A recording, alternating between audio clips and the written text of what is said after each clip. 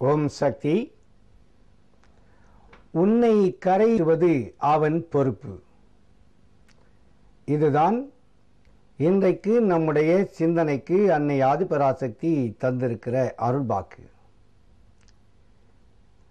நாம் பிறவியாகிய இந்த கடல்ல தத்தளிக்கிறோம்.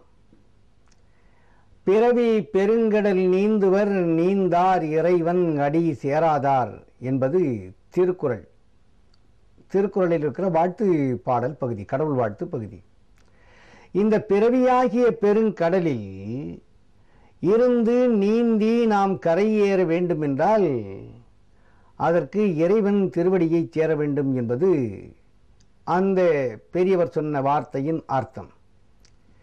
இன்றைக்கு அன்னை ஆதிபராசக்தியின் வடிவமாக, நடமாடும் தெய்வமாக, நமக்கெல்லாம் அம்மாவாக வந்திருக்கிற அருள் திரு அம்மா அவர்கள்தான் நம்முடைய பிறவியில் இருந்து, பிறவி என்கின்ற பெரிய இந்த சுடலில் இருந்து, கடலில் இருந்து காப்பாற்ற வந்திருக்கிற, கரை சேர்க்க வந்திருக்கிற தெய்வம் என்பது கோடிக்கணக்கான மக்களுடைய கொள்கை மட்டுமல்ல, ஆழ்ந்த அனுபவமும் ஆகும்.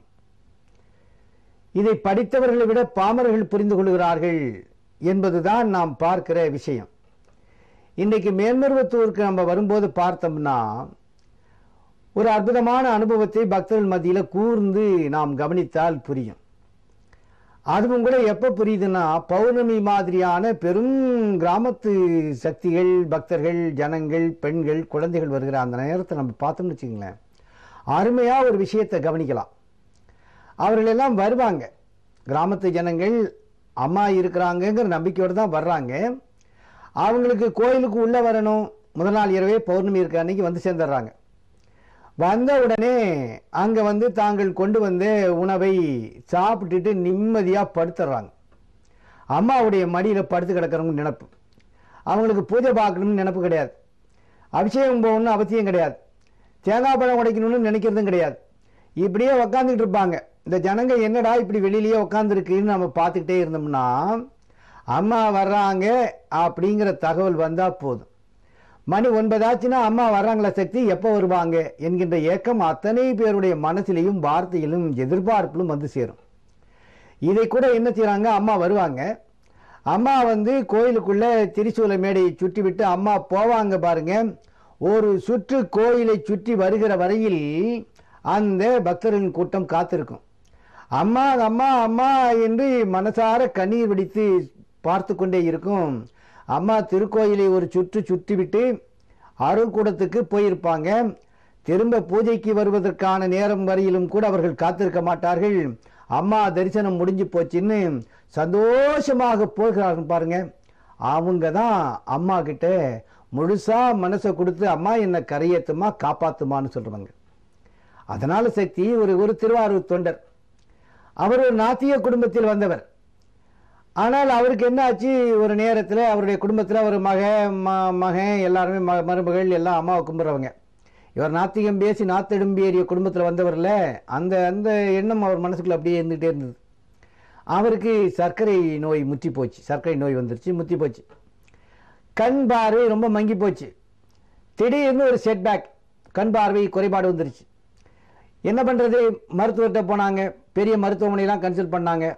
கண் ஆப்ரேஷன் தான் பண்ணி ஆகணும். அப்போ கூட இதெல்லாம் சரியாகும் சொல்ல முடியாது, ரொம்ப முத்தி போச்சுன்னாங்க. கண்கட்ட பிறகு சூரிய நமஸ்காரம் வாங்க. அது மாதிரி கண்கட்ட பின்னால் ஐயோ இன்னைக்கு மேல்மருவத்தூர் அம்மா இருக்கிறாங்க இந்த பிள்ளைகள்லாம் போய் வருதே, மக போகுது, மருமக போகுது, மகம் போறாரு, நாம் போகாமல் இருந்துட்டோமேன்னு இந்த மனசு ஏங்குற நேரத்தை பிள்ளைகள் எல்லாம் கூட்டிக் கொண்டு மேல்மருவத்தூருக்கு அம்மா கிட்ட வந்துட்டாங்க. அவர் என்ன பண்ணாரு, அம்மா கிட்ட பாத பூஜைக்கு வாங்க, பக்கத்தில் போய் பேசலாம், அம்மாவுடைய அருள் பார்வை நமக்கு கிடைச்சா போதும், நமக்கு பார்வை அம்மா கொடுத்துருவாங்கன்னு கூட்டிகிட்டு போயிட்டாங்க. கொண்டு போகப்பட்ட அந்த திருவாரூர் நாத்தியம் பேசின அந்த சக்தி, அந்த பெரியவர் இருக்கார்ல, அம்மாவை பார்த்த உடனே என்ன ஆச்சோ தெரியல. கன்று தாயை பல நேரம் பிரிந்திருந்த நேரத்தில் திரும்ப சாயங்காலம் பார்க்குறப்ப கதறி அழும்பாருங்க, அந்த மாதிரி அழுதுகிட்டு அம்மாவுடைய திருப்பாதங்களில் தன்னுடைய கண்ணை வைத்து தேய்த்தாராம். எல்லாரும் அப்படித்தான் செய்ய வேண்டும் என்ற அவசியம் இல்லை. அவருடைய மெய்ப்பாடு உணர்வு அப்படித்தான் இருந்தது. அவர் செஞ்சிட்டார். செய்துவிட்டு திரும்ப வந்தா அம்மாவுடைய அருள்கூடத்திலிருந்து வெளியே வரும்போதே அவருக்கு பார்வை மிக தெளிவாக இருந்தது. சர்க்கரை நோயும் கண்ட்ரோலுக்கு வந்துதான். நான் அம்மாவுடைய பாதத்தை பிடிச்சம் பாருங்க, அம்மா என் நோயெல்லாம் குணமாக்கிட்டான்னு சொல்றார். அப்ப நமக்கு நம்முடைய பிறவிக்கு உள்ளே வருகிற நோய்களை தீர்க்கக்கூடிய மாபெரும் மருத்துவ சக்தி படைத்தவர்கள். இது அம்மா மனசு வச்சா ஆகுது. அம்மா பாதத்தில் வச்சு தேய்ச்சதுனால அல்ல, அம்மா கிட்ட அந்த சக்தி மனசை விட்டாரு, கொடுத்தாரு. அம்மா மனசு வச்சாங்க, பாதங்களில் தன் கண்களை வைத்து தேய்த்தது அவர் பரிபூர்ணமான சரணாகதியானதற்கு அடையாளம். என்ன கரையேத்துமா, காப்பாத்துமா, கண் பார்வை கொடுமான்னு கதறி அழுதார் பாருங்க. அந்த எண்ணத்துக்கு அம்மா அவரை கண் பார்வை கொடுத்தார்கள், கரையேற்றி வைத்திருக்கிறார்கள்.